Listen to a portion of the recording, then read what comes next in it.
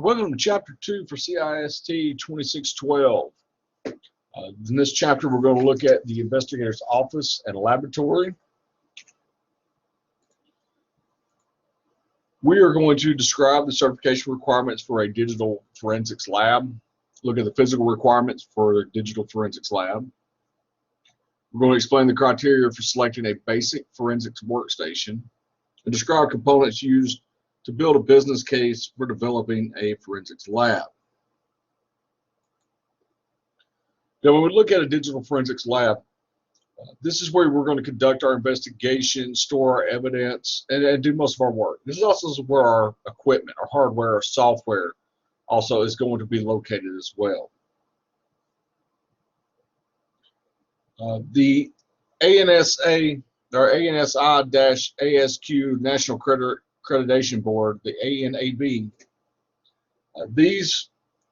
this organization provides the accreditation for crime and forensics labs, and this is something that they do worldwide. The accreditation includes the forensics labs that analyze digital evidence, and they also audit lab functions and procedures.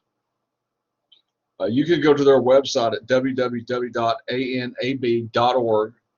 and on there you have the guidelines for managing a forensic lab and also acquiring official crime lab certification. Now, to be accredited, the ANAB audits the lab's tasks and functions, and to make sure that they are correct and consistent results for all cases.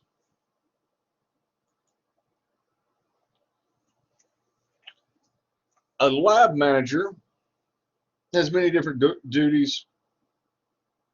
They set up the processes for managing cases, promote group consensus and decision making, maintain the physical responsibility for lab needs, enforce ethical standards among the lab staff members, they plan updates for the lab, establish and promote quality assurance processes, they set reasonable production schedules. They also estimate how many cases an investigator can handle. They also estimate when to expect preliminary and final results, and they create and monitor lab policies for the staff and provide a safe and secure workplace for the staff and evidence. So basically, a lab manager, they set the goals, schedule, staff duties, and their responsibilities. They also assign cases to lab staff members, and they know when to expect the preliminary and final result reports. And so they're thinking as the managers, the lab manager, the overseers of the labs. Staff members' duties, they're included for their knowledge and training. All right, so they're responsible for keeping their knowledge up to date, the appropriate training that they will need to perform their task. They should be aware of new technologies, and they look for training opportunities or training programs that can help them develop on a professional level. The staff members also need to keep up to date on hardware and software, operating systems, and file types. Also be well trained in deductive reasoning, and their work is going to be reviewed regularly by a lab manager. Once again, you can check the ANAB website for online manuals and information. Now, when you're working at a lab, you need to have a budget, which causes budget planning. So you should break your costs down into monthly, quarterly, and annual expenses. You can use past investigation expenses to look into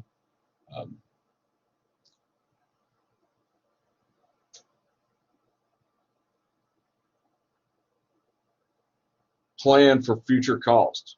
Excuse me.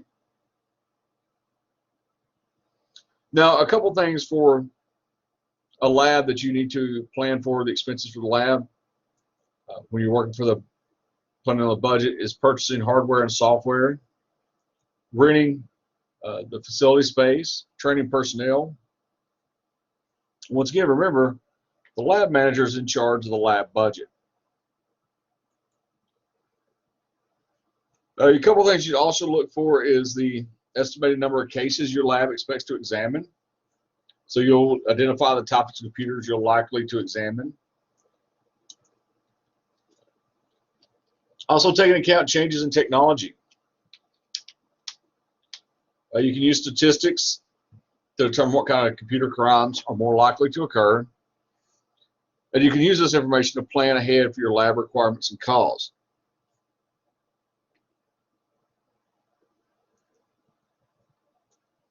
You can also look at a uniform crime report, and you can use that to use the statistics when planning a lab budget. So if you look at this report, and the report shows that most computers use Microsoft Windows family operating systems. So you should expect most crimes committed to use this operating system or any of these operating systems from the Microsoft Windows family. So your lab should have enough resources to handle these types of cases.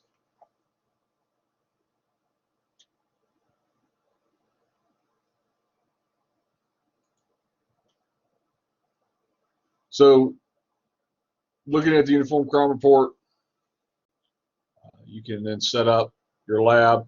You want to identify crimes committed with specific software or specialized software. You would need that software. So when you're setting up your lab for a private company, you'll make sure you have your hardware and software inventory, problems that were reported in the last year, and future developments in computer technology taken in consideration.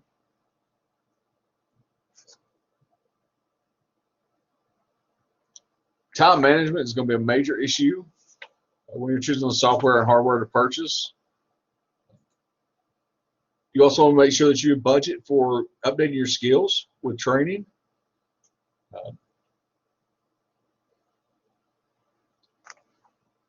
You can use the International Association for Computer Investigation Specialists. These are created by police officers. What they want to do is make a formalized credentials in digital investigation. Now, once you complete the CIST test, you are then designated as a certified forensics computer examiner.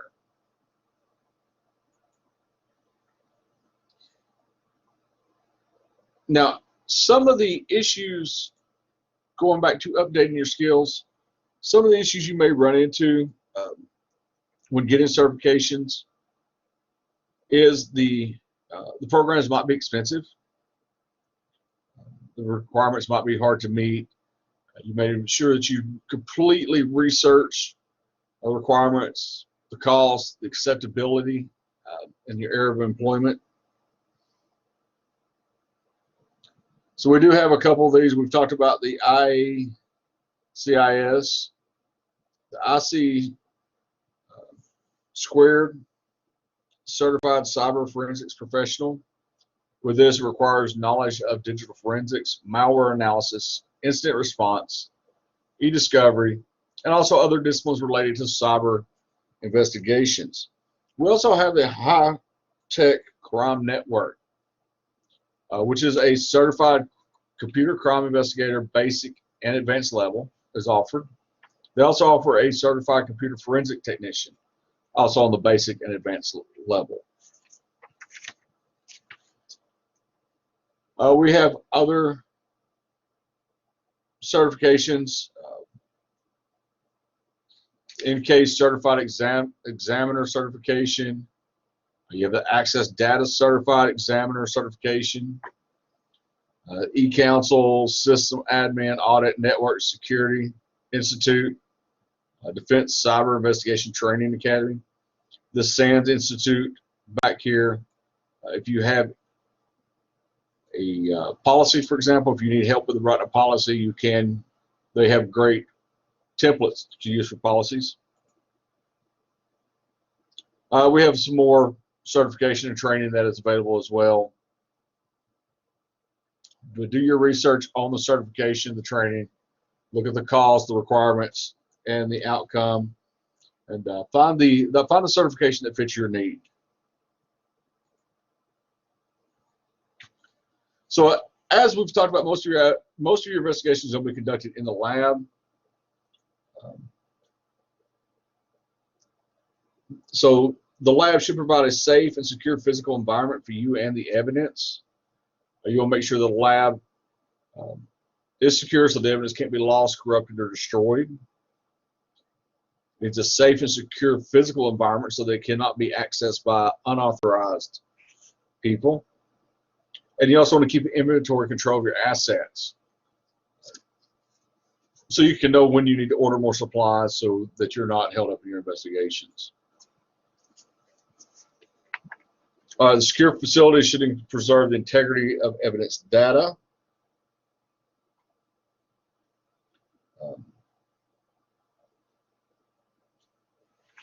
Minimum requirements for this would be a small room with true floor-to-ceiling walls, door access with locking mechanism, secure container, visitor's log. Also, that people working together should have same access level. You wouldn't want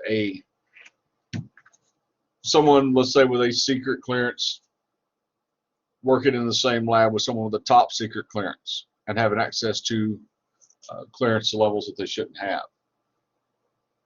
I also want to make sure you brief your staff about the security policy.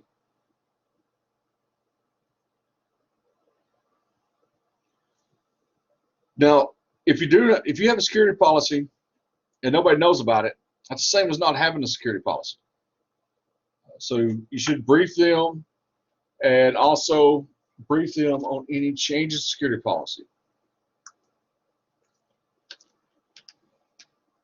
I recommend, at a minimum, at least once a year, that your entire staff goes back through a training or a refresher on security policies.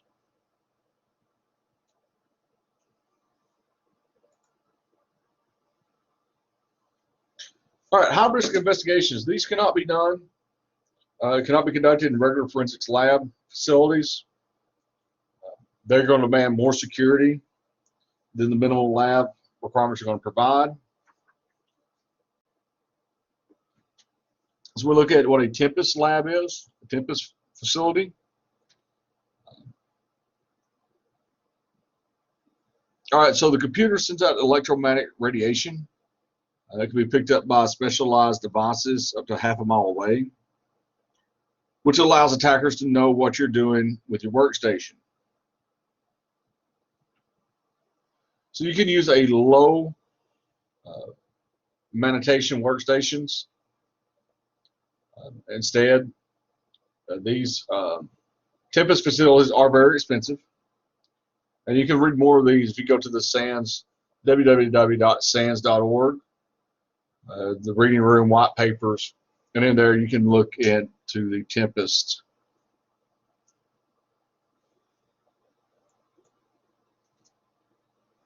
All right, evidence containers are also known as evidence lockers. These must be secure so that no unauthorized person has easy access to your evidence. Security recommendations for these include putting them in a restricted area. Minimal number of unauthorized people have access to the container. Also maintain a record who is authorized to access each container. And these containers should also be locked when not in use.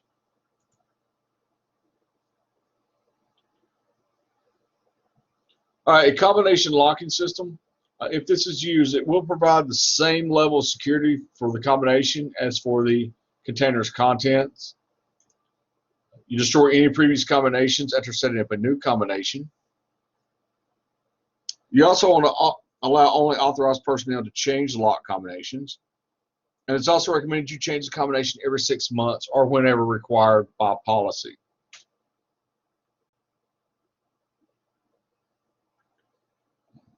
Also, you may want to be aware that you may need to change the combinations when an authorized person leaves the company or leaves the organization. You will change the combination then as well. Now, if you're using a keypad lock, in this you want to appoint a key custodian. So there will be the person in charge of the keys and distributing the keys. You want to stamp sequential numbers on each duplicate key. Maintain a registry listing of which key is assigned to which authorized person. Also conduct a monthly audit Take inventory of all the keys. Place the keys in a lockable container. You want to maintain the same level of security for the keys as for the evidence containers. Change the locks and keys annually. And also don't use a master key for several locks.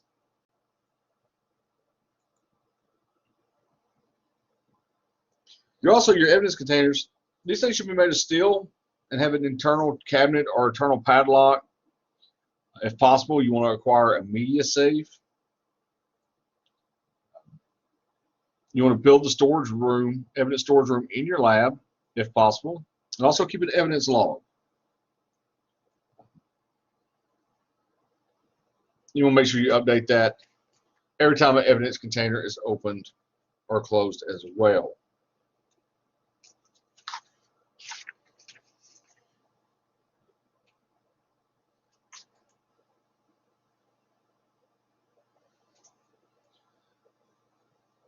Facility maintenance is also part of keeping your evidence secure. It's very important to keep a well-maintained lab, so you make sure that you ensure the safety and the health of the lab staff members and also the safety of your evidence. So things you may want to do is immediately repair physical damage. You want to make sure that you repair damage to walls, ceilings, and floors. When you have cleaning crews, you want to escort the cleaning crews as they work and also monitor them as they work as well. Once again, that goes back to the minimum amount of people having access to the data or to your evidence. You want to minimize the risk of static electricity. You can do this through anti-static pads, clean floors and carpet. You also want to maintain 2 separate trash containers. Allows you to dispose of material unrelated to an investigation in one, and then the other one have sensitive material be able to be disposed of. This leads to a security risk if everything is just emptied at once, called dumpster diving. It's a technique that's used really by social engineers to obtain information from materials that's wrongly disposed as garbage. So this may be things such as social security numbers, credit card numbers, old password lists, even things like manuals, the specs for your computers. All of that should be disposed of properly and not thrown in the dumpster. So you want to make sure you hire specialized companies for disposing of sensitive material.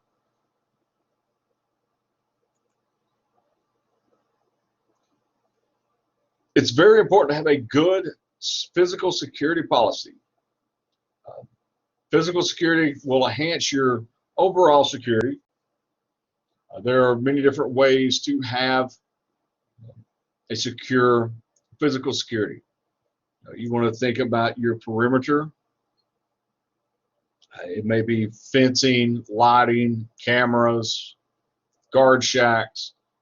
There's all kinds of different ways that you can protect your perimeters. You also want to protect your inside building as well. These may be, once again, a login, sign-in log for visitors. Escort all visitors around. Alert others of the presence of visitors. You may have an alarm system, a guard force for the lab, cameras, alarms, locks. You may have a man trap to where the person has to go into one room, doors shut, before they're able to go into a secure area. All this can be defined in your security policy, but having a physical security policy is just as important as having a digital policy as well.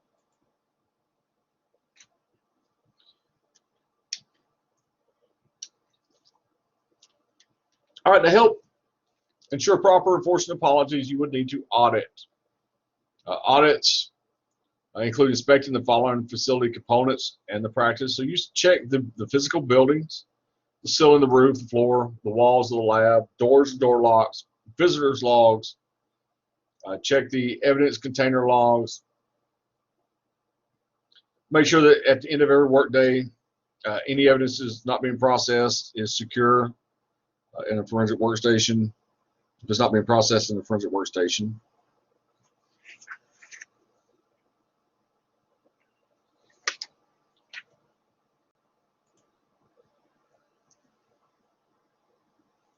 Now, when you're setting up your computer forensics labs, these are going to come in a variety of shapes and different arrangements.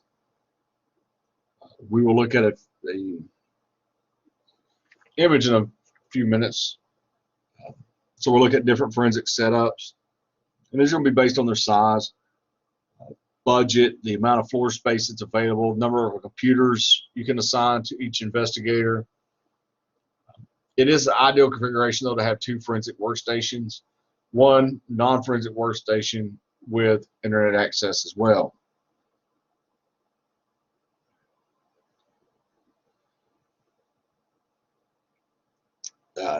So characteristics we should look at also is, like I said, the number of workstations, number of workbenches we have, the work area size, number of door exits, evidence room descriptions, also any type of communication, not only just with the internet access, but also the phones, LANs, WANs, and so forth. Technically, small lab is going to consist of 1 or 2 forensics workstations, a research computer with internet access. If we have space, we may add that workbench, and we also need storage cabinets. So this is what usually is in a small lab. So we'll take a look here at this lab here. This is a small, our home-based lab. As we see, we have our internet PC, we have our forensics PC, we have our storage cabinets, and then we have our bench, workbench area.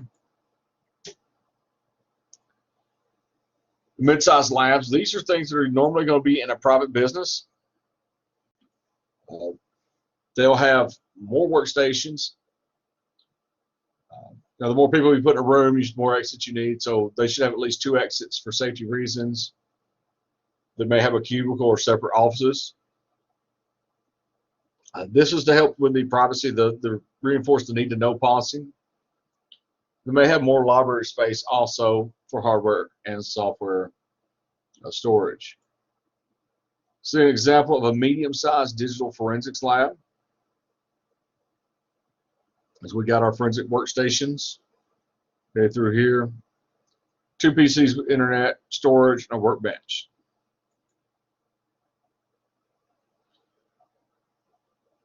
Usually, the state law enforcement or FBI is going to run the larger or the regional digital forensics lab. These labs technically usually have a separate evidence room. And 1 or more custodians might be assigned to manage or control traffic in and out of the evidence room.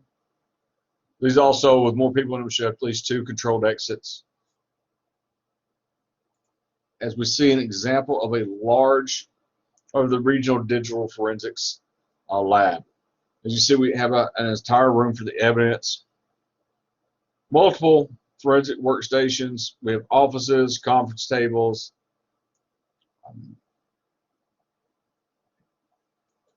Now, when we're selecting our workstation, keep in mind that what we choose is going to depend on our budget and the needs. We will have less powerful workstations we may use for just everyday tasks.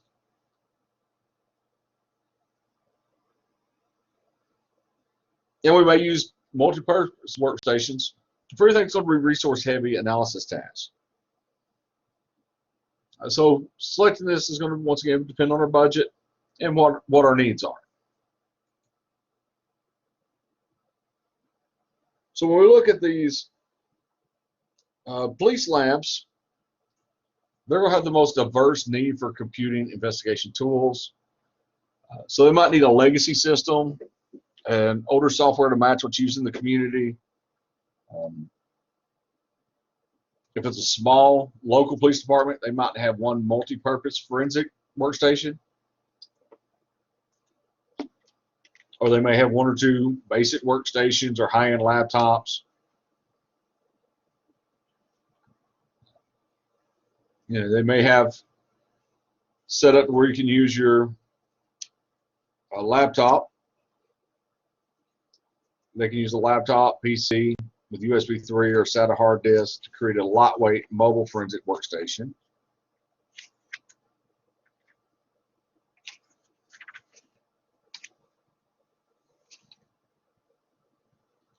We also look at using what to use in a private sector lab.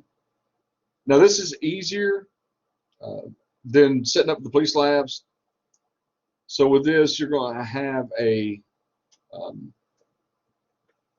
the requirements are going to be easy to determine because you're going to know exactly what kind of hardware and software platforms are being used in the private sector, so you know what to plan for.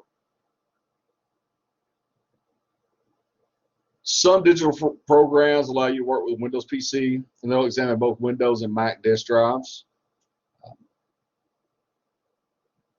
Some other things you need to plan for your computer forensics lab. Some of these items, you should have all these in stock: digital cameras, external CD, DVD drives, anti-static bags, ribbon cables, graphic cards, hard disk drives, USB drives, computer tools. So you should have all of these in your workstation, in your computer forensics lab.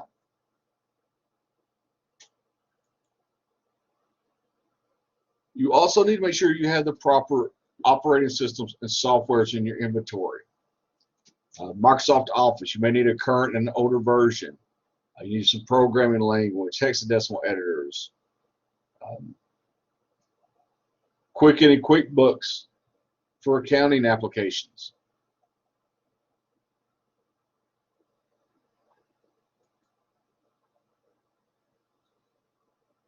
Now, once you plan your lab, you also need to make sure you have a good disaster recovery plan. So that's a plan that ensures you can restore your workstation and investigation files to the original condition. This allows you to recover from any type of catastrophic situation, virus contamination, reconfigurations.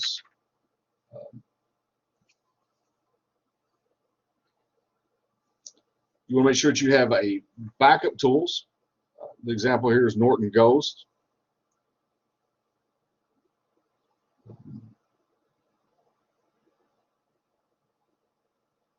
Include, you want configuration management set up so you keep track of software updates to your workstation. Now, if your lab has a high-end RAID server, you want to make sure that you have a method to restore that large data sets. So you want to make sure you have data backup plans, systems in case you have a major failure.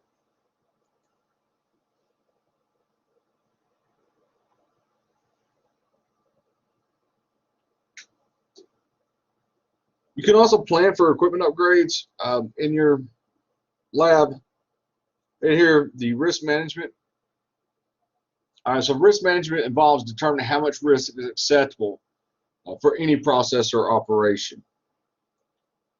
So you want to make sure you identify equipment you depend on so that can be periodically replaced. You want to make sure that you replace it before it goes bad. You also want to make sure that you identify the equipment you can replace when it fails. Generally, you can think of computer components last 18 to 36 months under normal condition. Some may last longer. Some may not last that long. But you want to make sure you schedule upgrades. Look at upgrades for at least every 18 months, preferably 12.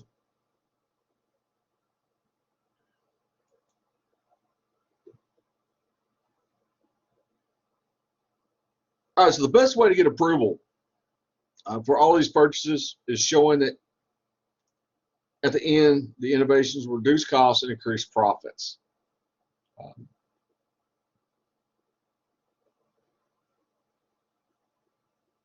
So some good arguments you want to include here is for preparing a business case. for developing a forensics lab. So you may want to look at the management and talk about forensic investigations can help the organization reducing litigation costs, establishing better protection level for intellectual property, trade secrets, future business plans. Outline how having your forensics lab will save the company money. I'm going to show some examples of how it will reduce costs. So when you're preparing a business case for digital forensics lab, you want to make sure that you have that money available for facilities, tools, supplies, and training. So you need to justify to the person controlling the budgets the reason why you're getting a lab, why you need a lab.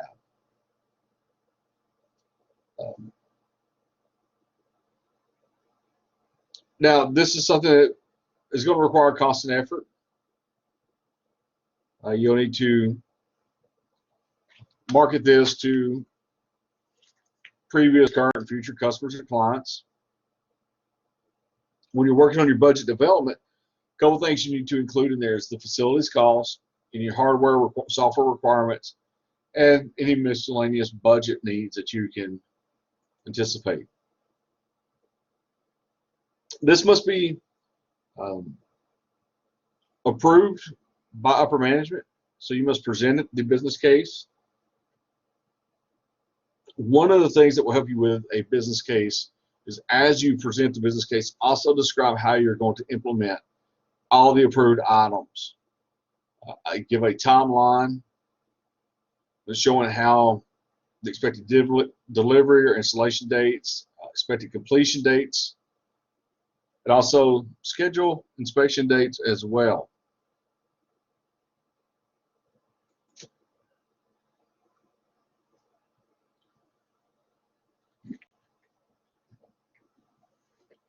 The better you are prepared, the better you're planning for your case, the more likely it will be accepted and get the funding. So it's critical that you have this laid out in this plan well written.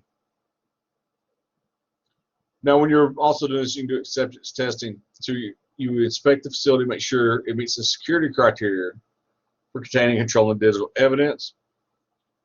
You want to make sure that you test communications, hardware, install all your software tools. You know, if you have any problems, you may have to do a correction for this. So your business case must anticipate problems, and also your production. After all of this has been put in, all your essential corrections have been made, the lab can go in production. So you need to write in your business case of how you will implement and start the lab operation procedures. So once again, this chapter covered digital forensics lab, and that's where you conduct your investigations, you store your evidence, and do most of your work. Also, don't forget to upgrade your skills through training. We talked about creating a budget for your lab, the different types of forensic workstations and the requirements of those, and also building a business case that allows you to get the support of your managers and other team members when building your forensics lab and to help you with the funding.